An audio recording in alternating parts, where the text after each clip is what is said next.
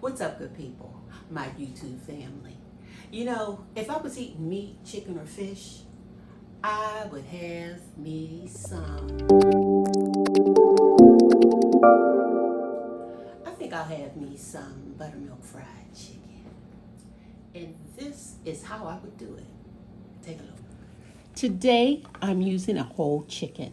I'm going to cut it up in 8 pieces, clean it, dry it, and I'm going to put it in a buttermilk marinade with lots of my favorite spices and lots of paprika.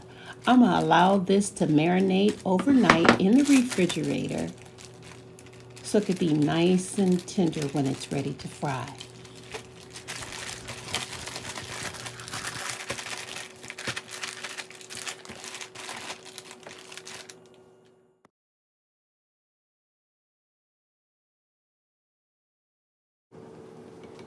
So this is how my chicken parts look when it comes out of the buttermilk marinade. I'm going to dredge it in flour just lightly. Make sure you take off the excess of buttermilk off your chicken as much as you possibly can. I just want to add that it's not necessary to marinate overnight, but at least marinate it for an hour. So I'm placing it in the grease or the oil, and it's going to fry for about, 20 minutes until it's golden brown. But since I'm not eating meat, chicken, or fish, I'm going to give this to you.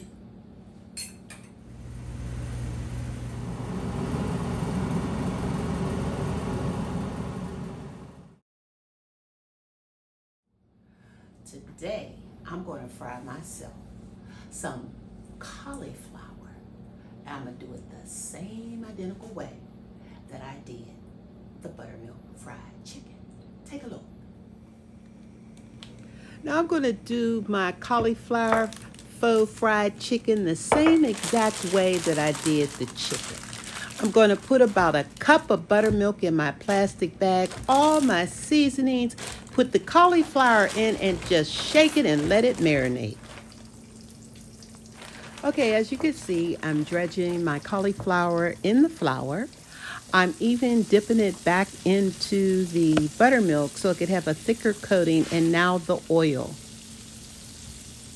The cauliflower will fry until golden brown, about 3 minutes on each side, about 6-7 minutes.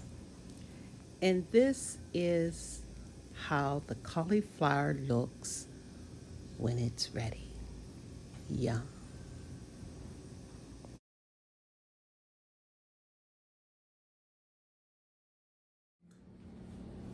Right now I'm adding 2 tablespoons of butter to my saucepan because I'm making a roux. I'm going to add about 1.5 tablespoons of flour, and I'm going to mix this together and allow it to cook out for about a minute because you don't want to taste the flour in the macaroni and cheese casserole. So I'll add about 1.5 cups of milk, allow it to get hot, add about 8 slices of cheese, and let this mixture melt.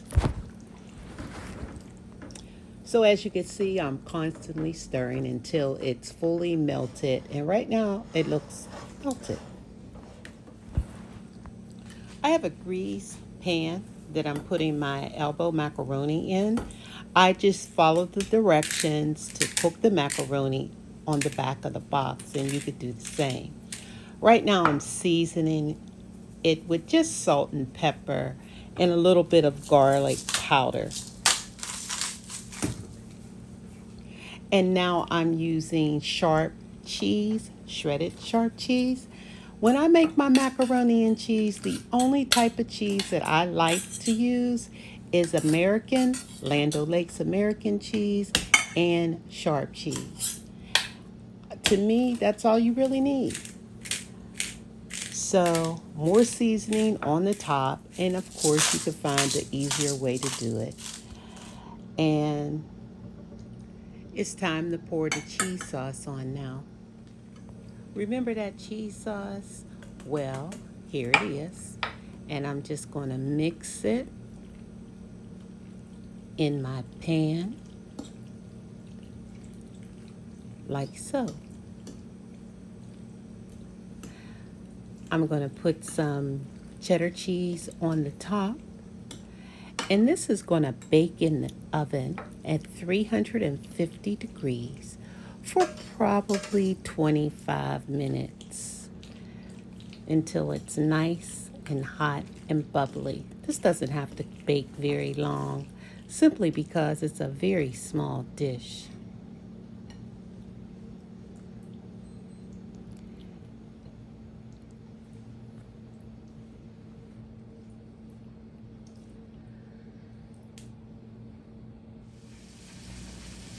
It's been about 25 minutes, and I sprinkled a little bit of paprika and fresh parsley just to give it a little bit of flavor, or not flavor, but garnish. And look how creamy that is.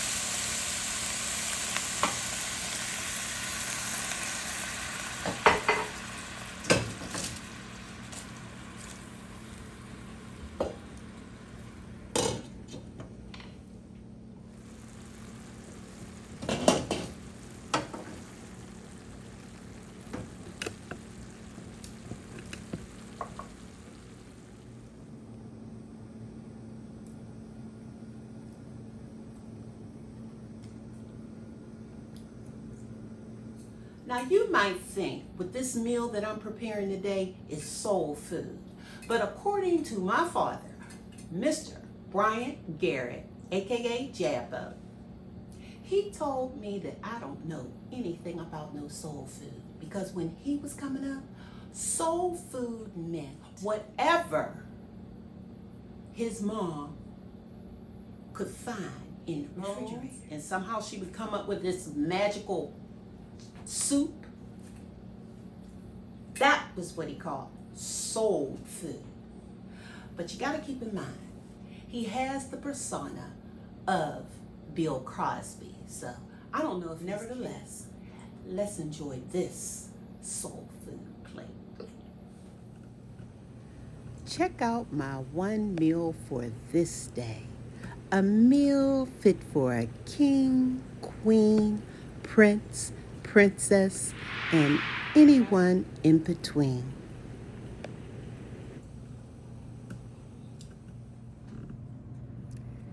This is my hour to eat. It's been a little over 24 hours since I had my last meal.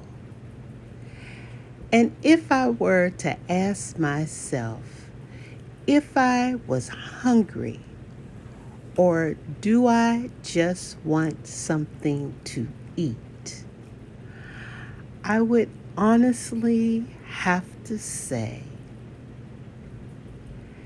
that I just want something to eat. Am I being greedy for eating just because I haven't eaten in 24 hours? Or am I just being normal, human?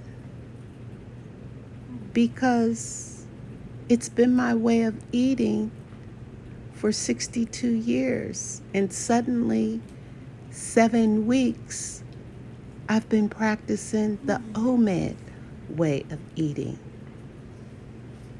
Leave me a comment. Tell me what you think. This might be a no-brainer, but the key for me to keep the hula hoop up is to keep my head up.